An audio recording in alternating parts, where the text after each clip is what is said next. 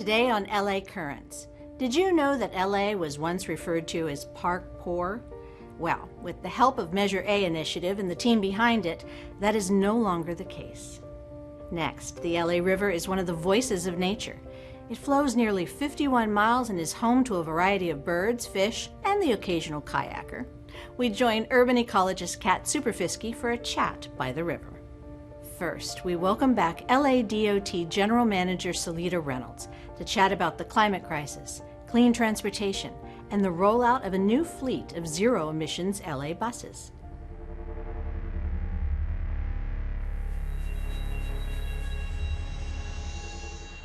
Well, anyone who has a child or even knows a child knows that darling little song, "The Wheels on the Bus Go Round and Round."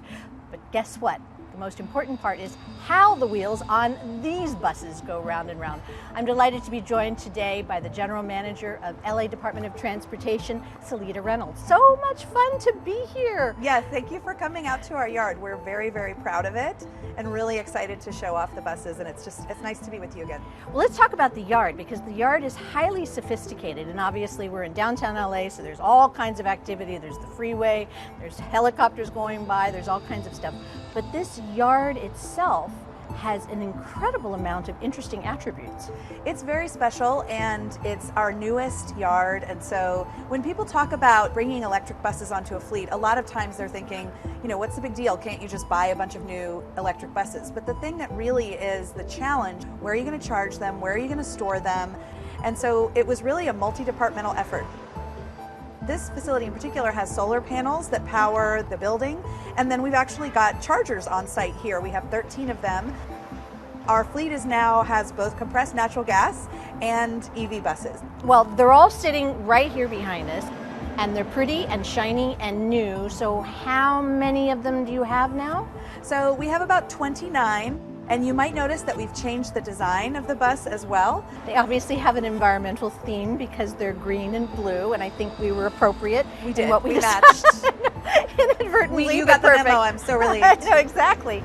So what are some of the assets and the attributes? First of all, how long can it go? And you don't hear it, you do hear it, all those things you think about when you think of electric vehicles? They're much quieter than the other buses in our fleet. And so having a quieter fleet is also about being quieter in neighborhoods, because Dash mostly serves the neighborhoods of Los Angeles. And it's about also being comfortable as a passenger when you're inside sort of a noisy bus and you're stressed out. It's not maybe the most pleasant ride, so having a quieter ride is really important. Because a combustion engine has so many more moving parts and an electric bus is much simpler, these buses are going to last longer. They're going to need less maintenance over time, and they're going to allow us to stretch all the investment in this fleet that we're making on behalf of our riders. All right, I did sneak on the bus because I was curious, and the door was open, so you can't get mad at me.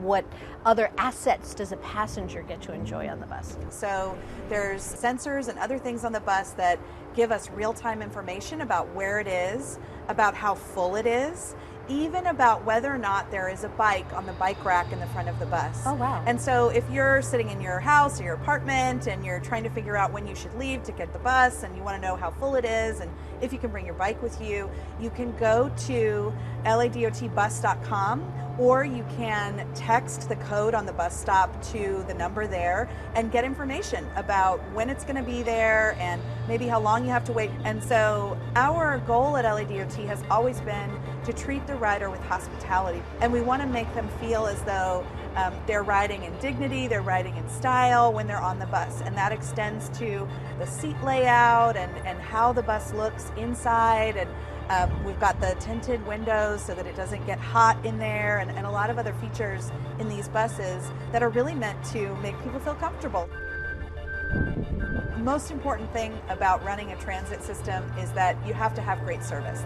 So one of the things that we noticed, for example, is that students are one of our largest cohorts of riders on LADOT transit. And so a few years ago, we made transit free for students in Los Angeles, whether you are in elementary school up to the community college. You can use our system for free, because what we thought is we're here to serve the city. And if a 50-cent fare or a 35-cent fare on your tap card keeps a student from being able to get on the bus and get to school and learn, then we should take that out of the way. Okay, we're sitting here and we're originally talking about buses and bus routes, but LA Department of Transportation is a lot larger than that, and there are a lot of moving parts, ha ha ha, pun intended, but also other modes of transportation. The bikes. You have electric bikes that you're putting all over the city too. Right. So how is that working out, and where are they going, and what have we learned? Yeah, even though a lot of the electric scooter companies pulled up their fleets at the beginning of the pandemic, Metro's bike share system, which includes both electric bikes and regular bikes, stayed in operation. And that Metro bike share system is a partnership between the city of Los Angeles and LA Metro.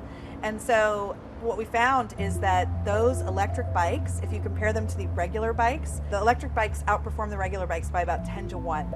So people are going and checking out those electric bikes, and they really love them. And so now our goal is to figure out how can we expand that and make the whole fleet electric, and how can we go even one step further than that, and we've actually put in a grant application to make those bikes free. But we know a bike is only as good as the infrastructure that's out there and as safe as you and I feel riding it. And what definitely makes us feel safer is protected bike lanes. And we built about 100 miles cumulatively if you add up all of the new bike lanes, upgraded bike lanes, and bus lanes that we put in. And so we hope that's a magic combination to kind of keep those habits going. If people found that they really loved riding the bike and they've wanted to sort of make that more permanent part of their lifestyle, that we want to set the table so that that can happen. So you have your beautiful charging stations here for your buses, but there are a lot of people who would like to have electric vehicles and not sit in front of a 7-Eleven and charge their vehicles for a while because they can't find a charging station. So Right. How is that whole partnership working out? What we're doing now is we actually have a program. It's a public-private partnership called Blue LA. Okay. And what Blue LA is a fleet of electric vehicles that anybody can use an app on their phone and book and go use for a period of time. So it works sort of like a very short-term rental where you're using it for 30 minutes, using it for an hour, maybe a little bit more.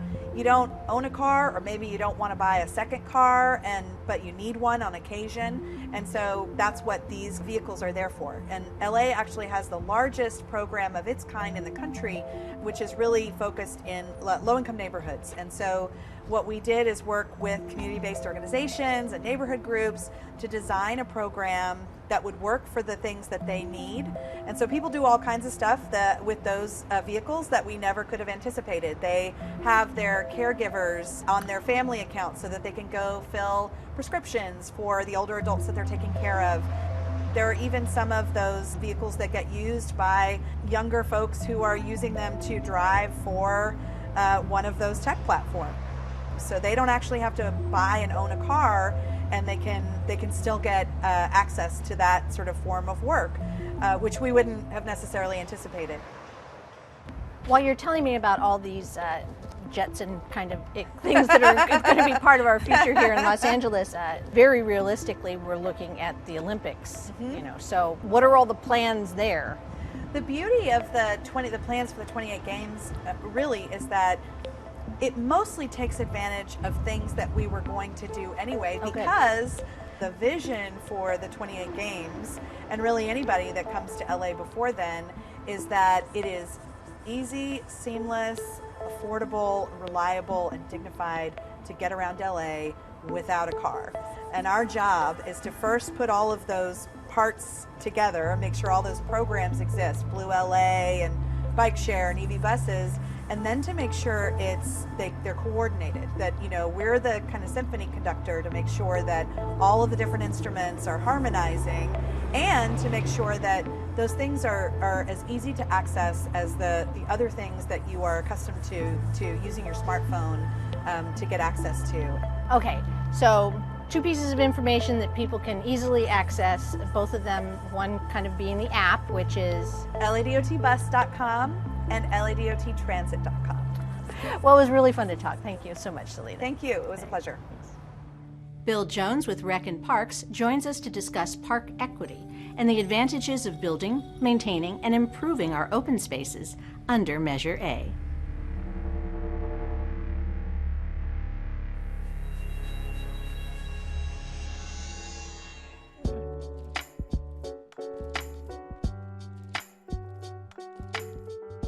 I'm delighted to be joined by Bill Jones, the Chief Management Analyst for LA Rec and Parks. So what exactly was Measure A? Sure. So, it's a very good question because, we're always looking for funding to improve our parks. And before Measure A, there was Proposition A, which was a bond measure. And that bond measure is basically the selling of bonds to get an amount of money that we can make investments on the front end. And they last for about 25 years. Well, Proposition A came to an end in 2019. And Measure A was put on the ballot in 2016, approved by the voters overwhelmingly, and it's a tax assessment. And the difference really between Measure A and Proposition A is that because Measure A is a tax assessment, it goes on into perpetuity. So it's continuous funding for our parks. It certainly is not going to be like Proposition A where we get a lot of money on the front end, but over time we're going to get far more money and we're going to be able to sustain our parks. Okay, so a lot of these parks, needed some attention. So what were some of the real critical issues you looked at to determine what needed to be upgraded? So that's an excellent question because many of our parks do need upgrades. Our general manager often says, if I could have all the money in the world, I'd take care of all of our problems. Unfortunately, we don't have that situation. So, some of the things that we look at is certainly the age of the equipment and the facilities in our parks. We look at landscaping, perhaps things that have shifted, tree roots that uproot some of our pathways, or areas that have become bogged down and waterbogged, and so we have to get in and improve the drainage and things. And so we're looking at a number of factors. We're also looking and listening to the communities to tell us what's wrong with our parks. Nobody knows better than the people in the community that use their parks day in and day out. There are 18 parks that are a part of this? So right now we have 15 projects in progress right now. Okay. We're planning a new batch of projects, probably about 5 to 7 projects that will be moving in the next few months.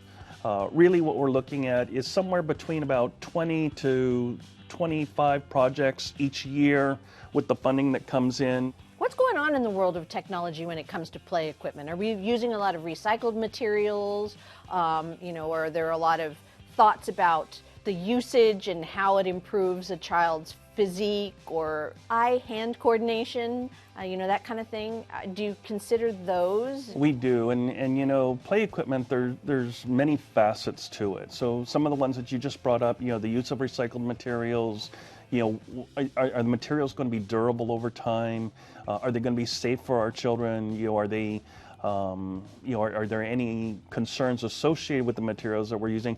Our planners, our architects, and our engineers, they're all looking at those and working with our vendors to ensure that we're really getting the top end play equipment for our communities.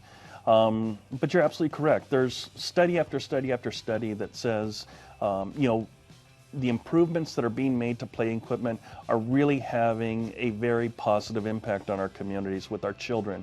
The physical development, the mental development, being able to come to a park and develop socially, those are, they're out there on the forefront with these studies, and they're showing that, that the type of play equipment and the things that you mentioned, the dexterity, the thought process that goes into them, they really are having a positive impact on children in our communities. And gone are the days of the sandbox. Yes. Can't have those. All right, so I don't know if you know the answer to this one, but I was fascinated because in doing my kind of due diligence, the Palms Rec Center is also known as Rosalind Lyman. Now, those of us who are sports fans, or those of us who are arts aficionados, know Roz as being one of the critical reasons why the Dodgers are in Los Angeles, as well as an enormous supporter of, arts and culture and its necessity in our very existence, as well as her being an incredible politician. Why is the park named after her? So that's an incredible story in and of itself, and I'm sure that would probably take up an entire segment as well. I can tell you that Rosalind Lyman was a powerhouse in the 1950s in Los Angeles. She was the youngest council member to be served. She was elected at age of 22, and as you noted, she was a big sports fan, and she lobbied when Brooklyn Dodgers said, "Hey, look, we're tired of this. We need a new home." She lobbied heavily, and she was instrumental in bringing the Brooklyn Dodgers to LA. A team that we've now enjoyed for 5-6 decades now. Yeah. It's incredible, and so. But you're absolutely right. She was a powerhouse in politics. Her life was bigger than most can even imagine. A real, what do I want to say? A real leader for young women to look up to. And she loved this park? She did. Oh. I mean, I'm not really sure about the history of the park. I'd have to dig into it. I just don't know why that particular center was named after her. Well, it just is fantastic because she is a force of nature. So there is probably a good reason why this natural area was fit. And how's it doing there? I mean, how is the Palm Rec Center? So the Palm Rec Center, I'm happy to report, again, one of our projects that's complete and open to the community already. Awesome. As we mentioned as well, a lot of these parks, pocket parks, community parks, and pretty old parks, parks that have been part of Los Angeles for a long time, including Sycamore Grove. Sycamore Grove, I think, is one of the oldest parks in the city of Los Angeles. So was it a heavy lift, or how's it doing over there? So Sycamore Grove, I believe, is very close to completion. Let me see if I can just quickly look at it. I think it's nearing 50% or more in completion. It's not a heavy lift, but you're absolutely correct. It's one of our older parks just north of downtown LA, up along the 110 freeway at, I think it's Figueroa and Avenue 49. It's one of those parks that the community enjoys those parks. There's not a lot of park space because of the terrain actually in that area. Highland Park, Mount Washington, it's very difficult to build a park on a hillside. We've done it, but it's not an easy task. But in this particular case, Sycamore Grove is one of our more beautiful parks, and you're correct, it's one of our older parks in the city of Los Angeles. I think what we did learn over the last 18 months is that we need to get outside. There is possibility outside, and we've all, I think, sort of had a renewal of our enjoyment of getting outside and spending time, so I would imagine that there's a lot more focus on LA Rec and Park in regards to its benefit to LA's and LA's communities. Yes, I think, all of our people are working hard to get our facilities back up and running to full capacity. We think that the comeback is going to be very strong when we're building up for our summer activities. We'd like to see those activities grow, and we think they will. You're absolutely correct. I think people have been shuttered for quite a while, and there's an eagerness to get out and enjoy parks and to socialize. And be the social creatures we are. All right, so if people want to reach out or find out or all of that kind of stuff, what's the best website to go to? LAparks.org. If you go to LAparks.org or just do hashtag LAparks on social media, you'll be taken to our website. We encourage everybody, if you can, whether it's on a cell phone, a tablet, a desktop PC, join in the discussions and share with us your ideas. We want to hear them. Thank you so much, Bill. It's great to see you again. You're welcome.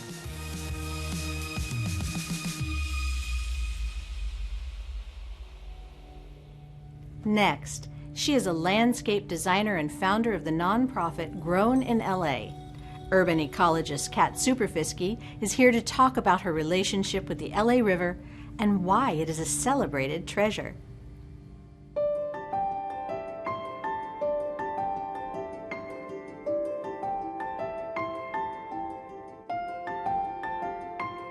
So much fun to be out here, and this is some place that you truly love. Oh, it definitely is. The river is why I moved across the country to Los Angeles, and so it's my favorite place to be. So I'm thrilled that we can be talking about urban ecology and about all the great things that Los Angeles has to offer by being in the middle of the Los Angeles River. What a better place. It's literally in the middle. All right, so what exactly is an urban ecologist, and how did Los Angeles end up with their own urban ecologist? Well, when you think about ecology, you are essentially looking at kind of the interactions between organisms and interactions between organisms and their environment. That's what an ecologist does. When you plop an ecologist that's an urban ecologist down in a city environment, you're not just looking at the plants, the animals, the water, the soil, those kind of stereotypical environmental systems and processes.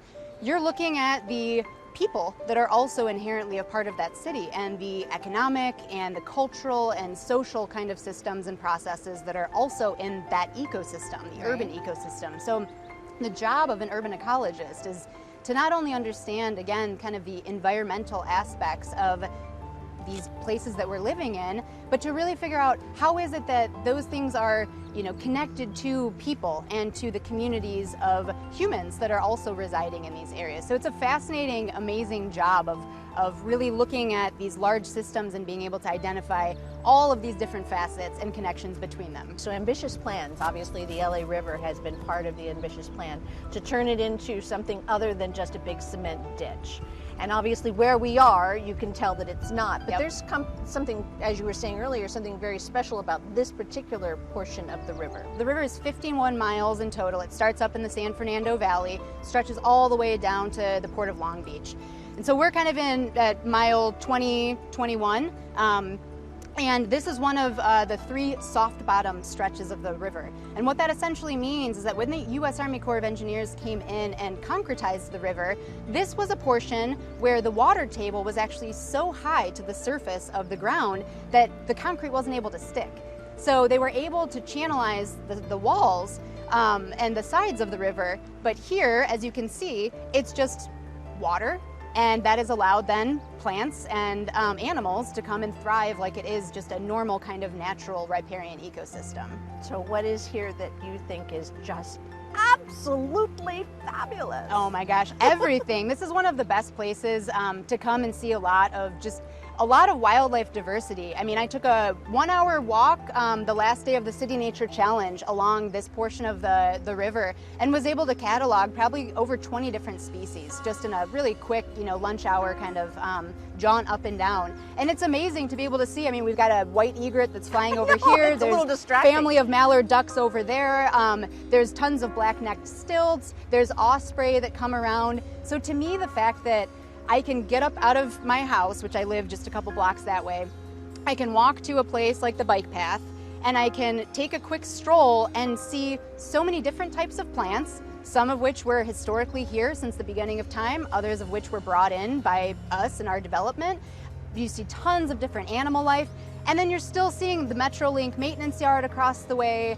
You're seeing a new bridge come in. You're seeing still kind of the urban that we have here in Los Angeles. So that's what I love about it, and that's what I love about this portion of the river, is that juxtaposition between still seeing nature, but seeing it literally in this very, very urban context. So what's the reason why we really should make the LA River back to a more organic environment? What are besides the fact that it's more attractive, besides the fact that there are these recreational opportunities, why is it important for us to take this action and invest all this energy to fix what may have been erroneously put into place? To be quite honest, I am one of those people who I see nature as a human right. I see the connection that we have to spaces that are not just developed, to plants, to animals, to water, as something that literally is something that we should be allowing every single human being to have access to. You don't necessarily always see that being a reality in, again, city environments. the benefits that people get from being outdoors, from connecting to things outside of, again, concrete, steel, and infrastructure are immense. The physical, the mental, just the well-being that we get as humans from being around these kind of spaces alone is a reason to do it. Of being able to say, let's again make more symbiotic cities, not just cities that are full of, again, roadways and our kind of urban infrastructure. How can we really make sure that they are livable by plants and animals too? Because that's going to make it more livable for us as well. So being able to really, again, make sure that that we're thinking about the types of plants, animals, and ecosystems that we're creating around us as we're residing here is super, super important. Are there specific creatures, and I'm thinking of birds in particular, that are only here, that are rare, because I've seen a few birds that you've pointed out to me before we sat down. So are there species that are remarkable and very exquisite that we have them here besides these fabulous mallards that keep flying over? There's, yes, a huge mixed bag of a lot of different types of species. A lot of just the resident birds that you will see in kind of more urban environments, and then a lot of resident birds who, again, are coming and using this still as a riparian corridor. Then there's some interesting, especially in this area, we're in close proximity to Chinatown, and oftentimes people liberate Muscovy ducks or other kind of geese and things like that from the shops in Chinatown, and they'll come and they'll dump them in the river. So you will see kind of these very unique types of bird species that are not even flying in. They're being brought in by people. And then if you go actually a little bit further down into more of the southern portion of the river, that's actually one of the best flyover habitats for a lot of migratory shorebirds. You see that we have this kind of concrete slab underneath of us, and there's a little bit of water that's able to kind of pool up in areas, and what grows there perfectly is then algae. So you have these kind of environments where shorebirds are now using this as one of the only stopover points that they have anymore to be able to feed and get water on their way as they're migrating up and down the coast. And so this is an amazing key patch habitat where really it's kind of this interesting dynamic. If we were to change the hydrology in the river, if we were to change even this concrete slab, we could quite possibly really affect a lot of these very unique species that are even just kind of flying through a place like Los Angeles, and that they need this kind of unique urban ecology as a patch habitat along their journey. We talked about this as well. How will you know that it's been successful, that this is now truly a river and not a flood channel? To me, I think a lot of people would define success as maybe like a mark of, oh, we've been able to create this many open space opportunities, this many acres of open space along the river, or this many, miles of bike path. My work is much more about people and about how many people can we get to re-see the LA River as a resource and as something worth saving or worth putting time towards and worth revitalizing. To me, I will define success as the more people can look beyond just, again, that cityscape of the concrete, steel, and infrastructure and start really being able to recognize that cities have some of the best potential to be really saving the planet, that if we can really be looking at conservation here within urban areas, we can be taking care of so much of the challenges that we're faced with climate change and with everything that's kind of weighing on us environmentally. So to me, I really see that success would be just getting more people to even know that spaces like this exist, right, and that they can be using and loving and appreciating and advocating for these spaces as they see fit.